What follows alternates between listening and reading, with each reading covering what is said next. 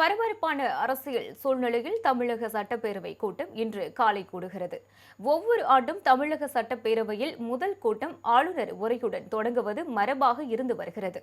அந்த வகையில் இந்த ஆண்டின் முதல் சட்டப்பேரவை கூட்டம் இன்று காலை 9:30 மணிக்கு கூட இருக்கிறது. இதில் பங்கேற்று உரையாற்றுவதற்காக ஆளுநர் என் ரவி காலை 9:10 மணிக்கு ஆளுநர் மாளிகையில் இருந்து காரில் புறப்படுகிறார். ஆளுநர் என் ரவியை சபாநாயகர் அப்பாவு சால்வை அணிவித்து பூங்கொத்து கொடுத்து வரவேற்று சட்டப்பேரவை வளாகத்துக்கு அழைத்துச் செல்வார். சரியாக காலை 9:30 மணிக்கு தமிழ்தாய் வாழ்த்து பாடப்படுவதை தொடர்ந்து ஆளுநர் என் ரவி உரை நிகழ்த்த தொடங்குவார்.